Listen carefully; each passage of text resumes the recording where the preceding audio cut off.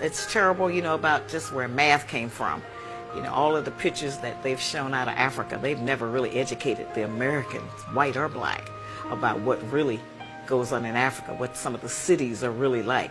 And that we're not running around over there with Tarzan, and when they show anything from Africa, even down to today, they pick the worst scenes, the most terrible situations, and they show those. But we have a proud history. But of course, what we did in Egypt 5,000 years ago, or what we did in China 35,000 years ago, is of no benefit if we don't understand what to do today and how that would help us to survive. We discovered the clock. We did discover the wheel. Black man has never been a caveman. You've never been in a cave. There's no history of it. You've ever been in a cave. We discovered mathematics and the alphabet and writing and all of those great things that they have built a foundation on, that they came and got and took back to other countries. We don't know what Africa would be like without the white influence. We don't know what it would be like without the Rockefellers and De Beers and all of them. We don't know what Africa would have been like. We do know that there were greater places in Africa other than Egypt, which is the only one they let us know about. Concurrently and simultaneously during the Pyramid Age, there are great things happening in West Africa. But we very seldom. There are nations known as Dar-Tichet. Dar-Tichet would geographically presently be located where Ghana is. We had the Nak culture, which is where we today would call Nigeria. We have the Monomotapan Empire in what today we call Zimbabwe. There are over 300 stone structures in southern Africa. And then you have that great structure in the great Zimbabwe that shows a direct relationship to the Grand Lodge of Luxor in Egypt. You have Puanit, which is in today's Somalia, Ethiopia. You have the Kush empires that are simultaneously happening. When Hatshepsut, the great Pharaoh king, although she was a woman, she was a Pharaoh king, sitting on the throne of Kemet, her cousin sits on the throne of Puanit, or what we call Somalia.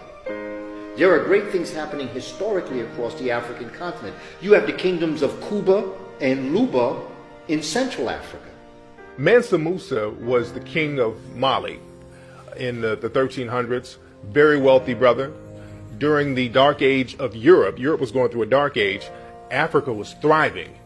It was the gold capital. Mansa Musa was considered the wealthiest man on the planet at the time. Mansa Musa had a very well-known pilgrimage to Mecca, where he went to Egypt and went to Mecca and went through Egypt, and he gave out so much gold it threw off the Egyptian economy. In today's terms, Mansa Musa gave away what would be the equivalent of $100 million in gold. The African was the first race to circumnavigate the entire globe. All over Africa, all over the world, the peoples of color that they call Africans, Alkebulanans, we were all over the world. So to say that in Ghana they had the Ashanti, they had, all over, we had powerful dynasties, so innumerable we couldn't even name them. Because remember, we had hundreds of thousands of years, and that's the secret. They cut us off at 6,000 because anything beyond that they could say is mystery. They could say is myth. So when you control the information, which is essentially what they've learned to do, under the Vatican they have about 6 to 8 miles of storage space that have all of our artifacts, and the Virgin Mother being black, all of the faces. We have to take apart the layers that are actually constructed in the lie. They're layered. For instance, you have a discipline in academia called Egyptology. Now, what is Egyptology? They say, well, it's the study of Egypt. Well, no, it's not the study of Egypt. Egyptology was created by the Vatican in order to make sure that there was a screening mechanism in place to explain away the truth that was being excavated every year, that kept giving them proof of who the ancient Kemites were. So Egyptology and Egyptologists are essentially agents of this information. Where else do you see a society, a people, and a way of life actually become a science?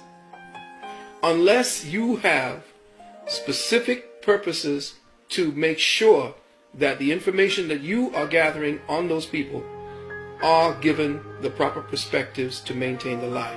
So you don't get an Americology, you don't get Europology, you don't get Russiaology. Richard Pryor, right? When he had his special back in 1977, there's a scene.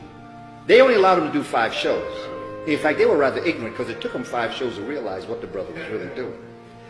Richard Pryor, there's a scene where he goes in to the pyramids, and he is carrying the bags of the archaeologists and the anthropologists who are of European descent. And they're talking amongst themselves about what this find is and its importance, the greatness of it. And Richard Pryor is in this temple looking all around, and he begins to say, but all these people are black. He said, look at that guy over there, that guy looks like my uncle. And he's just, you know, I mean, it's humorous, but what Richard Pryor is actually talking about is that, you know, these are black people in these pyramids, and these are the people that built these pyramids. He's saying, wait a minute, these people... And then all of a sudden, the camera begins to show the anthropologists of European descent, and they start to nudge each other because they realize, hey, you know, the guy carrying the bags is looking around and he's learning some things in here.